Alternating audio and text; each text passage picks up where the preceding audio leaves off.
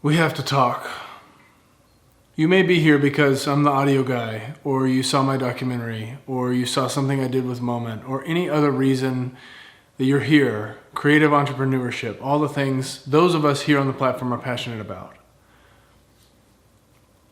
But George Floyd was brutally murdered in Minneapolis by a white cop, while 3 other cops just stood by and did nothing, even though the people on the scene were yelling, "He can't breathe, he's asking for help." There was even a Minneapolis firefighter there demanding the officer get off his neck, which he did not, and he died. This affects all of us. If you don't think it affects you, it's probably because you're as privileged as I am. As a white, straight man, I am afforded the highest level of protection our country, our system has to offer. Whether that be assumptions of innocence from the police or sentences fair with my crime if I'm in the court system and therefore in the prison system. But that's not equal for blacks. And admitting that is the first step that so many still haven't even made. It is so hard for some people to even say Black Lives Matter, which is very telling.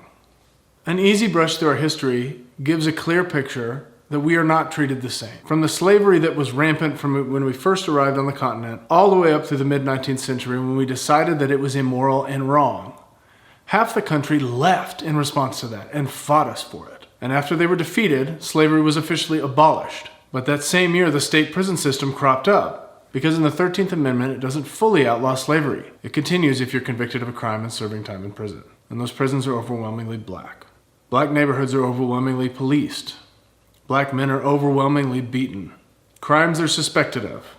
They're overwhelmingly arrested for stupid crimes, like loitering, homelessness, or minor crimes like drug infractions, possession, things that white men get away with all the time.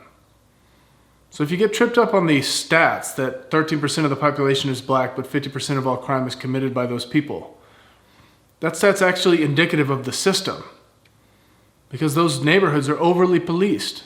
Black men are also exonerated for crimes they never committed all the time. I've gotten to work with nonprofits that try to free black men that have not committed crimes that they're serving time for, getting to see that system face to face. I've also gotten to do work with the ACLU of Kansas on actual criminal justice reform. Things I've learned, that prosecutors are actually elected officials. You elect them. You have to learn about these people and vote for them, not just the president and Congress. If you really look into voting local, that makes a big difference. I share that not to virtue signal, because that's happening so much, and I'm not saying I'm above that. But just some of my experience has given me some boots on the ground evidence of this system being completely tilted towards whites in our country. And an outcropping of that is George Floyd's murder. And as a man in this country that claims it's free, I can no longer remain silent and inactive when it is actually not free for people that don't look like me. I'm confused just like you as to what to do. Voting local is a great start.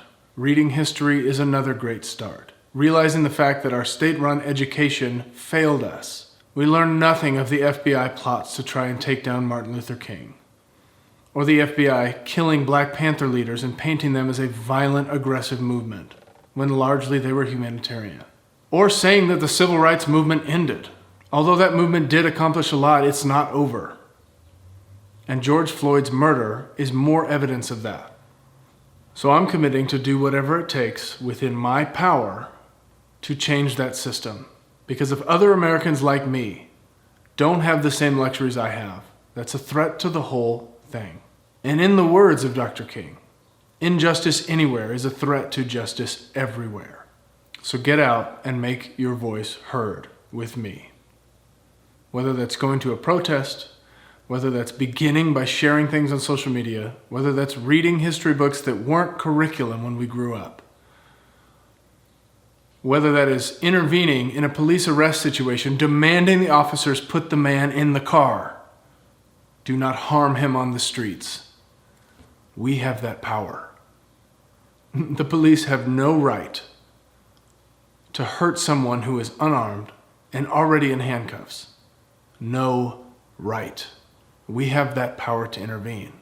Whether it's in our implicit bias, when we see a young black man walking on the sidewalk, do we cross the street because we assume he's violent?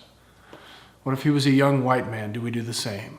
You have to realize that assumptions of criminality and violence in black people is part of the system, making them out to be animals while they were slaves as a way of controlling that population. You have to see it, reckon with it, and release it.